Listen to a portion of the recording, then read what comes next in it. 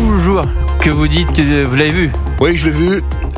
Alors, on parle pas de The Apprentice, on parle de Elsa Triolet. C'est un film magnifique. 13 nominations pour un film français, je pense qu'on est sur un record.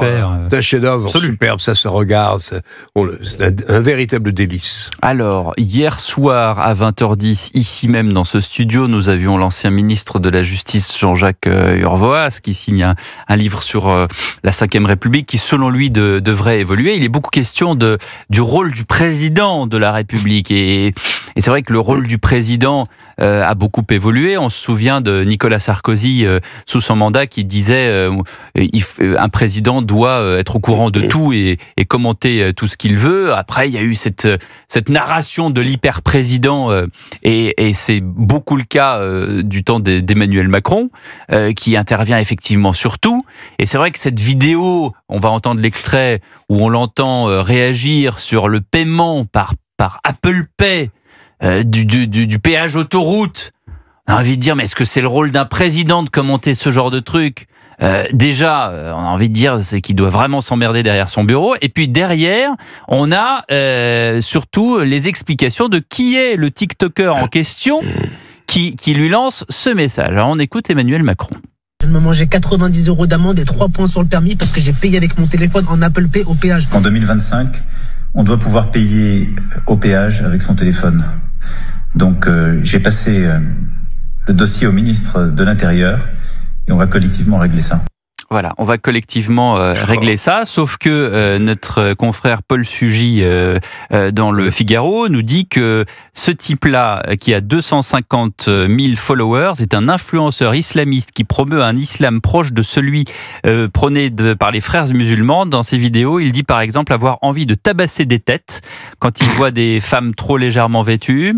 La France est un État islamophobe dans lequel même le port du niqab ne suffit plus pour éviter que sa femme se fasse draguer dans la rue, où même les grandes figures de l'islam en France sont contrôlées par l'État. Je vous en passe et des meilleurs parce que ça n'en finit pas des insultes qu'il y a de ce TikToker. Sébastien, l'un ou l'autre. Techniquement, d'abord, sur tout le réseau Vinci, ça fait quelques kilomètres quand même d'autoroute, on peut d'ores et déjà, depuis un certain temps, passer à la borne avec son téléphone. Vous l'avez fait ? Faut juste... Non, mais moi j'ai le truc automatique. Vous avez le télépéage. Voilà, mais il faut juste choisir la bonne file. Tu vois Dacier là au volant de sa bagnole là avec le télépéage. Alors, je pars. Tant pis pour vous qui faites la queue. Oui. Je pense que c'est un conducteur exécrable. Bon, mais non, écoutez, politiquement, c'est vrai que le président fait un peu de peine. Je comprends qu'il chercha à exister et il trouve tous les moyens pour cela, mais là, il est allé un peu loin et en plus, il s'est trompé. Il y a pourtant matière à dire des choses dans le monde inconnu et difficile dans lequel nous entrons. Franchement, mais il est fait. Il intervient aux sommets internationaux. Il est intervenu devant la conférence des ambassadeurs. Ça, c'est son rôle. Non, mais bien sûr. Donc il le fait. C'est pas comme il n'allait pas à la conférence des ambassadeurs et qu'il faisait que le truc de TikTok. Mais on a envie de dire, mais c'est pour ça que de quoi se mêle-t-on ? Vous parlez tout à l'heure du fait que est-ce que c'est pas le rôle de la présidence de la République qui doit être mis en question ? Je suis pas vraiment d'accord, parce que le rôle et la fonction du président de la République, elle change en fonction de la personnalité de celui qui incarne la fonction. On a eu des présidents comme Jacques Chirac, notamment dans le deuxième mandat, qui étaient beaucoup plus dans la retenue et en chef de l'État en surplomb. Là, évidemment, avec Emmanuel Macron, mais c'est une question de personnalité. C'est un homme qui veut absolument être aimé par tous, qui ne comprend pas pourquoi il n'est pas aimé, pourquoi il n'est pas adoré. Je pense que quand il voit que dans les sondages de popularité, il est descendu sous la barre des 20%, ça doit le mettre dans un malaise profond. C'est quelqu'un qui surjoue la proximité avec les Français, avec une utilisation complètement abusive des réseaux sociaux. On se souvient quand il fait ces petites séquences de questions-réponses sur Snapchat et TikTok, il surjoue, il utilise des codes d'une jeunesse qui en réalité il ne comprend pas, et une jeunesse qu'il a déjà dépassée et qui ne vote pas pour lui. Et donc c'est un homme qui est étrange, c'est un paradoxe. Emmanuel Macron, il est à la fois le plus jeune président de la Ve République et en même temps dans son fonctionnement, dans sa mentalité, il est déjà dépassé. Cher ami, ne perdez pas de vue tout de même qu'on est revenu, je ne sais pas si c'est bien ou pas bien, on fera le bilan, mais à une lecture très précise de la Ve République, article 20. C'est à Matignon que l'on définit et que l'on applique la politique de la nation. C'était comme ça sous De Gaulle et Debré. Vous n'avez pas connu cette période grandiose.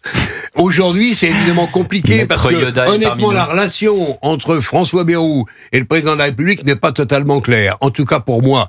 Et donc, on a un président qui cherche à exister en utilisant tous les procédés possibles à sa disposition et parfois il se plante. Il paraît que ces derniers temps, il passe beaucoup de temps sur les réseaux sociaux. Ouais, alors, on sait qu'il dort pas beaucoup, mais il paraît que ces derniers temps, les informations qu'on a à Europe 1, c'est que Monsieur le Président de la République est, au lieu d'aller dormir et se reposer, je pense que ça fait du bien aussi de se reposer, regarde les réseaux sociaux. Alors, quand on regarde les réseaux sociaux, on est tous témoins de ça, on peut tomber sur ce genre de choses. Oui, mais c'est inquiétant, parce que, on le sait que les réseaux sociaux, c'est quand même un miroir déformant de la réalité. Si le président de la République prend le pouls du pays par les réseaux sociaux, c'est quand même assez inquiétant.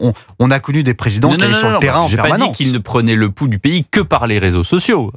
En plus, je pense que on est tous d'accord autour de cette table sur le fait que le président est extrêmement intelligent et que donc il sait faire la part des choses entre des bêtises et pas des bêtises. Mais là, il s'est fait. L'intelligence et la lucidité. Il est tombé dans le panneau là. Voilà. L'intelligence et la lucidité, c'est quand même deux choses différentes. Et parfois, quand on écoute et on analyse Emmanuel Macron, on a parfois l'impression d'un président qui a perdu sa lucidité sur les choses et sur les gens. Quand il parle de l'Europe, c'est pour souhaiter en effet l'arrivée la plus vite, la plus rapide possible de la souveraineté européenne.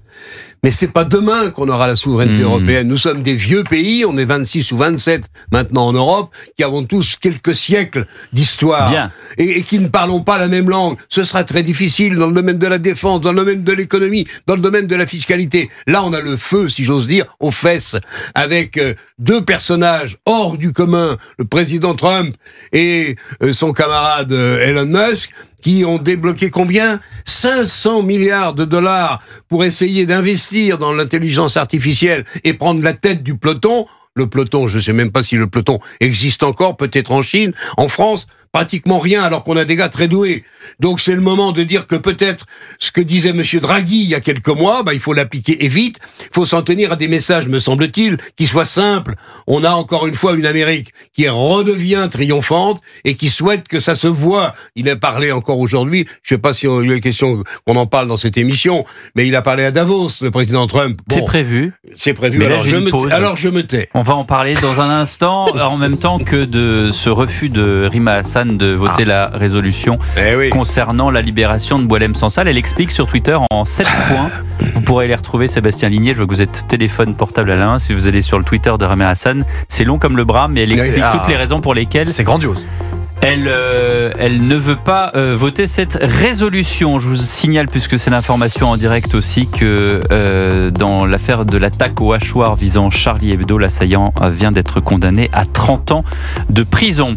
Pendant ce temps, Cyril Hanouna vous donne rendez-vous tous les jours sur Europe 1, du lundi au vendredi, de 16h à 18h, pour On marche sur la tête. Vous pouvez participer en appelant le 01 80 20 39 21.